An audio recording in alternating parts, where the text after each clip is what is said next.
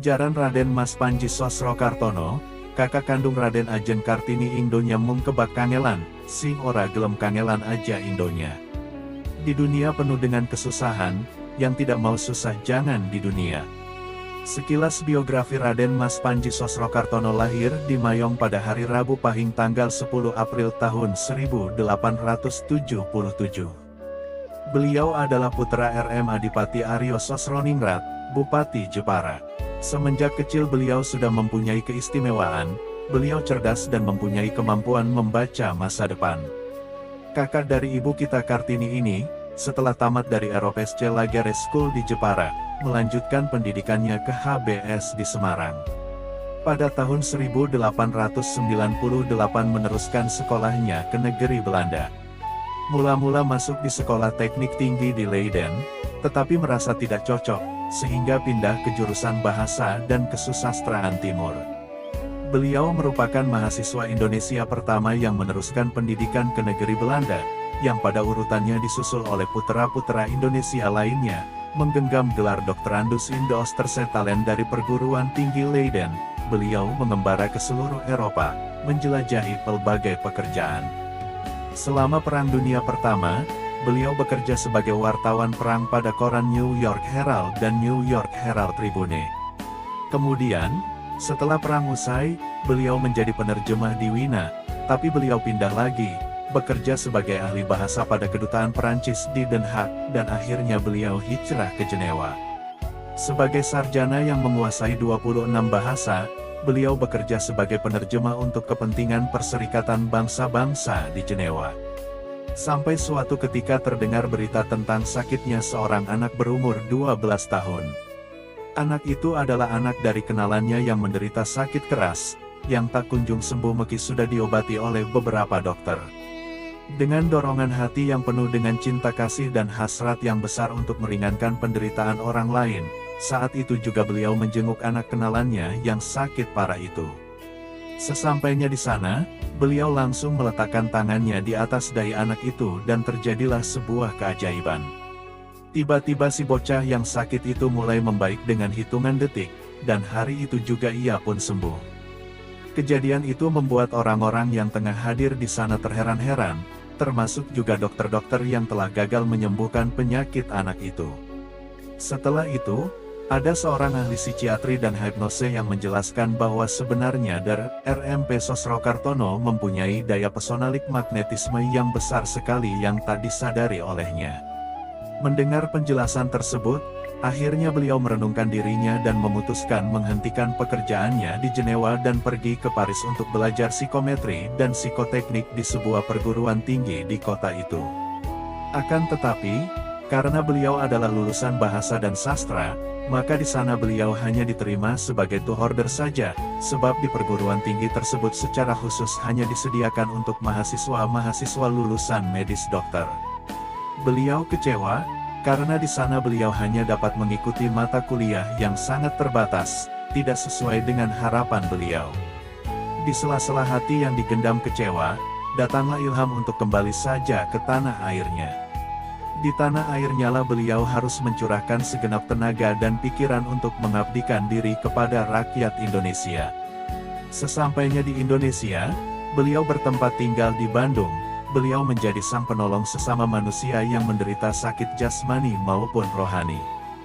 Di Bandung, di Darus Salamlah beliau mulai mengabdikan dirinya untuk kepentingan umat. Beliau terkenal sebagai seorang paranormal yang cendekiawan di mana saja. Bahkan beliau pernah mendapat undangan Sultan Sumatera, Langkat.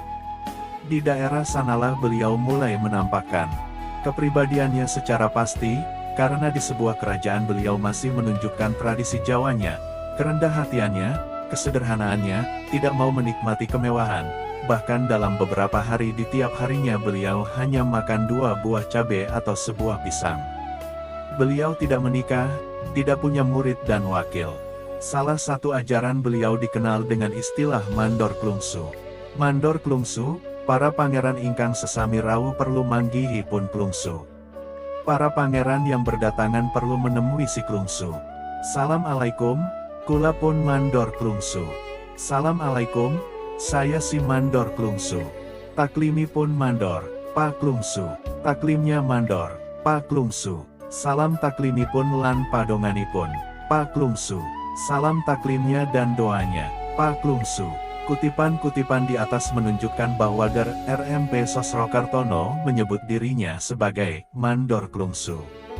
Klungsu artinya biji asam, bentuknya kecil tapi keras kuat, yang ketika ditanam dan dirawat sebaik-baiknya, maka akan menjelma sebuah pohon yang besar kekar, berdaun rimbun dan berbuah lebat.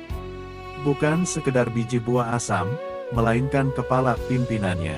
Pohon asam mulai dari pohon sampai bijinya, semua dapat dimanfaatkan. Selain itu, mempunyai sifat kokoh dan tegar. Ketika melihat kiprahnya sehari-hari, maka beliau hanya seorang mandor klungsu, yang harus menjalankan perintah sang pimpinan Tuhan, serta mempertanggungjawabkan semua karyanya selama itu kepada Tuhannya. Kula dermi ngelampahi kemauan.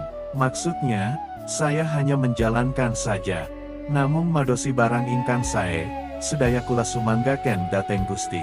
Maksudnya, saya hanya mencari sesuatu yang baik, semuanya saya serahkan kepada Tuhan. Kula saged nindakaken ibadat inggih punika kewajiban bakti lan suhita kula dateng sesami. Maksudnya, saya bisa menjalankan ibadah, yaitu kewajiban berbakti dan pengabdian saya kepada sesama. Ajaran beliau yang lain dikenal dengan istilah Jakapring. Jakapring, nyuwun pangestunipun para sederek dumateng pun Jokopring, mohon doa restunya saudara-saudara untuk si Jakapring. Saking ulun, Jokopring. Dari saya, Jakapring. Selain untuk dijadikan nama, RMP Sosrokartono juga pernah menuliskannya sebagai berikut, pring pada weru eling tanpa nyanding. Artinya, bambu sama-sama bambu, tahu sama-sama tahu, ingat tanpa mendekat. Versi lain berbunyi, susah pada susah, seneng pada seneng, eling pada eling, pring pada pring. Artinya, susah sama-sama susah, senang sama-sama senang, ingat sama-sama ingat, bambu sama-sama bambu. Jaka adalah jejaka, laki-laki yang belum tidak menikah dan pring adalah bambu. Pohon bambu adalah pohon yang sekujur tubuhnya dapat dimanfaatkan oleh siapa saja yang berkepentingan dengannya. Pohon bambu dapat dimanfaatkan untuk membuat rumah, mulai dari tiang, atap, dinding, pagar, sampai atap-atapnya. Bukankah orang-orang dahulu menjadikan daun bambu sebagai genteng rumah mereka? Ranting-rantingnya dapat dijadikan kayu bakar atau pagar. Bambu dapat digunakan untuk membuat balai-balai, sangkar, keranjang, tempayan, tembikar, kursi, del. Cikal bakal dari pohon bambu dapat dimanfaatkan untuk sayur dimakan. Yang jelas, semuanya dapat dimanfaatkan, semuanya dapat difungsikan atau dibutuhkan sesuai kehendak orang yang bersangkutan. Satu hal lagi, jenis bambu itu bermacam-macam. Sesuai dengan hajat seseorang dalam memfungsikan bambu, maka ia mempunyai pilihan terhadap jenis bambu yang mana ia butuhkan. Apakah bambu petung, bambu ori, bambu hulu, bambu apus dan lain sebagainya.